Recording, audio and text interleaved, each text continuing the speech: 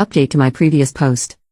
First things first, I see a lot of people thinking the apartment changes things. It does not. My wording was off and I apologize. When I said I wasn't sad anymore, I meant I no longer was grieving our relationship. I was angry at him. The apartment was never going to make me stay with him. Second, also about the apartment, it's $3,500 for a one-bedroom. His mom said he was looking at a three-bedroom, what would have been our room, and then an office for each of us. We would have been paying maybe $1,000 a month for what's usually a $5,800 monthly apartment. I only brought up price because he graduated high school last year, is not in college. He works a good job though, and I'm still in high school. We spoke briefly about getting an apartment in that complex once we're on our feet financially. I should have included that in the previous post because while his mom's friend owns cheaper apartments, he was getting the one we both deemed our dream. I don't know what to feel right now. I just can't make sense of anything at the moment, so this update might be messy and all over the place. Now onto the update, I guess. The talk. I got to his house and immediately showed him the screenshots. I asked him what the F they were and told him I was disgusted with him. I could literally see the color drain from his face, kinda shocking.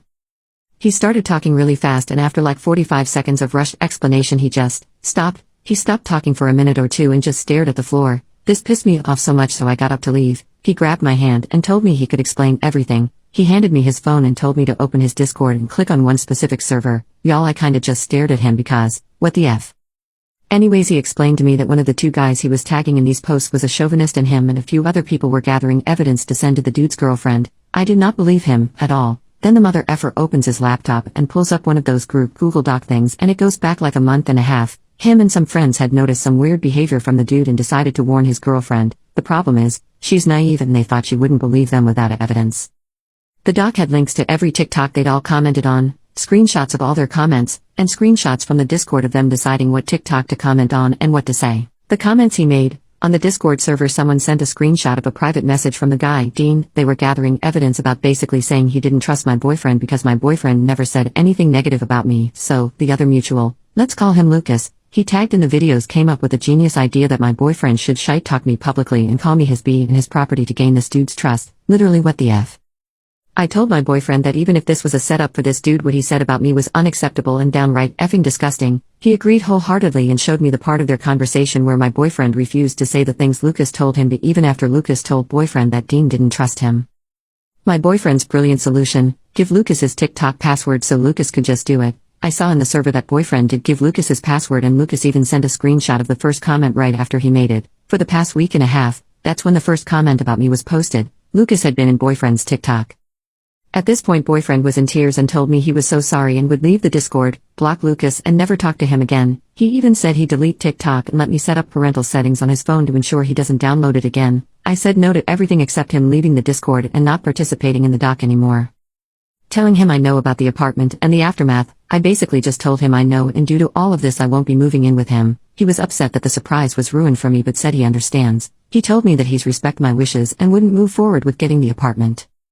He brought up couples therapy and said that he would go to individual therapy as well. He also offered to message Lucas and tell him off. In his notes app there's like 3 paragraphs written already. Apparently after the one comment Lucas made about cheating on me, boyfriend was trying to find a way to end whatever it was they were doing. I told him I would go to couples therapy if and only if he, 1, did an individual therapy for a month or a bit more, weekly appointments, and when his therapist suggests I come in for a session with them says that they think he's learned from this, 2, messages Lucas in front of me and, 3, never pulls any shite like this again. I did say that maybe it's not best we be together in between now and when he feels as though he's had enough individual therapy to be ready for couples therapy. He got very emotional and said that while he understands and respects what I want, he loves me and doesn't want us to end. He told me to take all the space I need but asked me to not count this as a breakup. He said he still wanted to be able to call himself my boyfriend. I'm pissed as F at him but the way he phrased it was cute lol.